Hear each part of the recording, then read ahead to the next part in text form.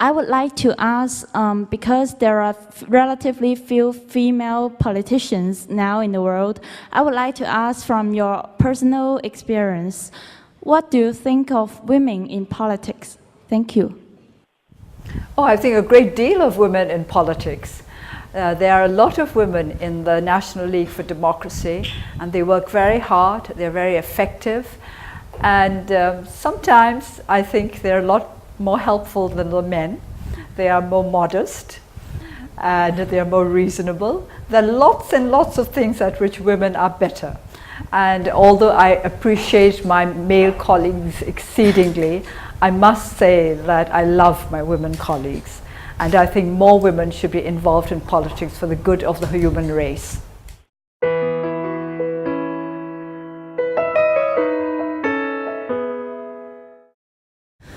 As you look ahead to the future, what do you see as the most important things that need to change in Burma so that the poorest people living there can see their lives advance and they can move out of poverty?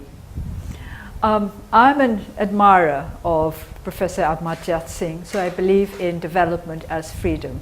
And I think it is only by developing freedom itself that we can help our people to get out of poverty. It's not something that we can do simply by looking to the development side of the equation. But I'm very glad to speak to somebody who is involved with the Grameen Bank. The NLD has been trying out small microfinance programs to help the poorest of our people. We think that this is one way forward, but only one way forward. Basically, we need to develop freedom and economic opportunities at the same time.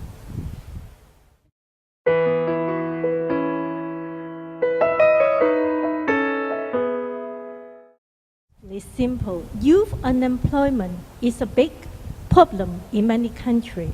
Is this a problem in Myanmar? Are you doing something to solve this problem? You said in a speech that you have set up a fund to help small businessmen. Can foreigners invest in that fund? Thank you. Of course, youth and employment are great problems in Burma as well.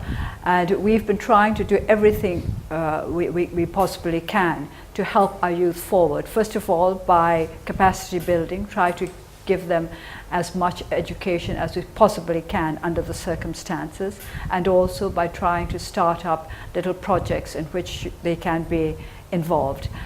We do not have a fund here in Burma for our youth projects, but we are going to try to work towards it.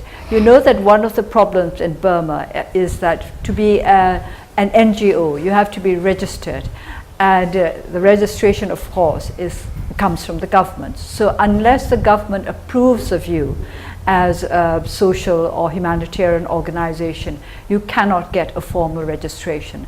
These are one of the many obstacles we have to overcome if we are to help our youth properly.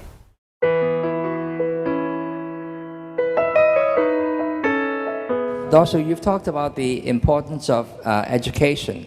I wonder, though, what you think if there might be a danger that education could turn into a tool of propaganda for the government. That is, if the government controls the schools and the universities, then could education become a tool of the government?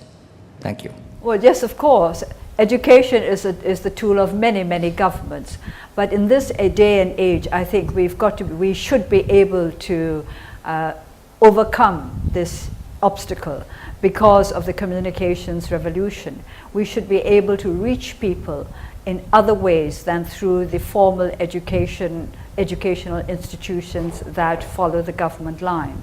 This is why I was so very encouraged when on the day of my release I saw young people with little cell phones, which I'd never seen before I was placed under house arrest.